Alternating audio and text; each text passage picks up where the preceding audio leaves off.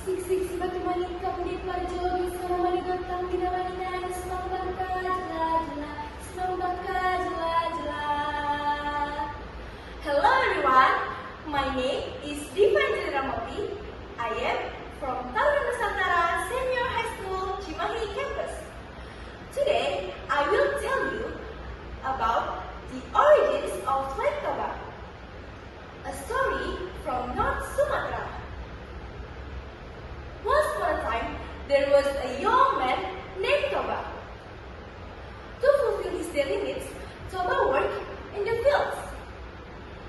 One day, after returning from the fields, Toba fished in the river.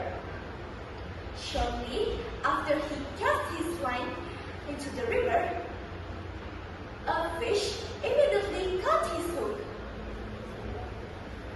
Toba was overjoyed because when he pulled his line, he saw a very large fish caught on the hook. Toba looked at the fish he had just caught. He had never seen a fish with scales that looked like gold before. Upon arriving home, Toba took the fish in the kitchen. But when he was about to light the fire, the kitchen was empty. He immediately went outside to get some firewood from under his house. Afterward, he brought some firewood back to the kitchen. When he arrived at the kitchen, he was shocked to see that the fish was gone. However, in its place, there were several gold coins.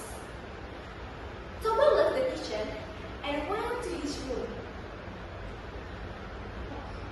With very confused feeling. When he opened the door, he saw a beautiful woman standing in front of the mirror. A moment later, the woman turned and looked at Toba. Toba was captivated by the woman in front of him because he had never seen a woman as beautiful as this before. Feeling it was getting dark, the woman asked Toba to turn on the lights. I know you must be confused, but before I explain everything, I will cook so you can have dinner, said the woman. Then they went to the kitchen. While heading for the cooked rice, they sat at the dining table. Toba asked the woman what really happened. I am the incarnation of the fish you caught, and your golden pieces come from my golden scales, said the woman who turned out to be the incarnation of the large fish. After several weeks for living in Toba's house, Toba proposed to her because he felt he was falling in love with her and felt uncomfortable with two people of the opposite sex living in the same house. Feeling that she was also falling in love with him, she finally accepted his proposal. However, there was a condition that Toba had to obey.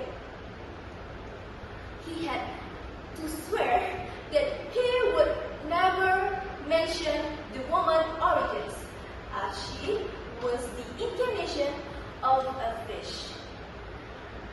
After Toba had made the vow, they were married.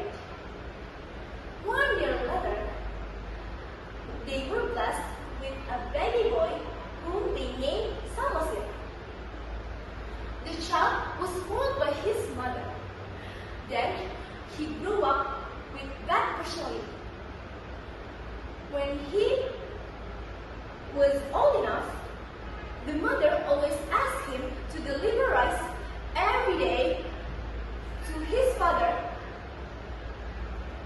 who worked on the fields.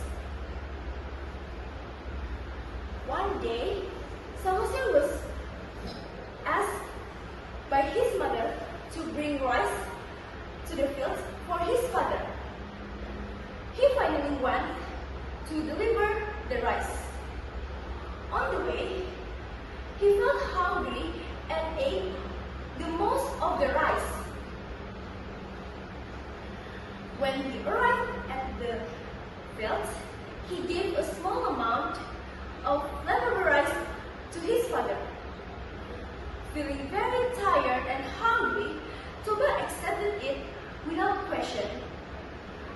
How angry Toba was when he realized that the rice given to him was leftover rice that had already been eaten by his son. Her uncontrollable anger made him lose his patience. He struck Samosir while saying, "You insolent child! You are so ungrateful! You truly the descendant of a fish!" Samosir was shocked by what his father had said. While crying, Samosir ran home and told everything to his mother. Hearing her son's story, the mother was sad, especially because her husband had broken his oath. The mother immediately ordered his son to go climb the hill not far from their house and climb the tallest tree at the top of the hill. Samosir immediately carried out his mother's command. Feeling that her son was almost at the top of the hill, she went toward the river not far from their house. When she reached the riverbank, there was a thunderous roar. A moment later, she jumped into the river and suddenly transformed into a giant fish. Because the heavy rain, the river overflowed everywhere, causing a massive flood. Toba was unable to save himself and eventually drowned by the rising water. Gradually, the flood waters spread wider and wider and turned into a very large lake. The lake was then named Lake Toba, and the island in the middle of it was named Samosir Island. The moral message of this story is that we should keep our promises because we never know what dangers will befall us.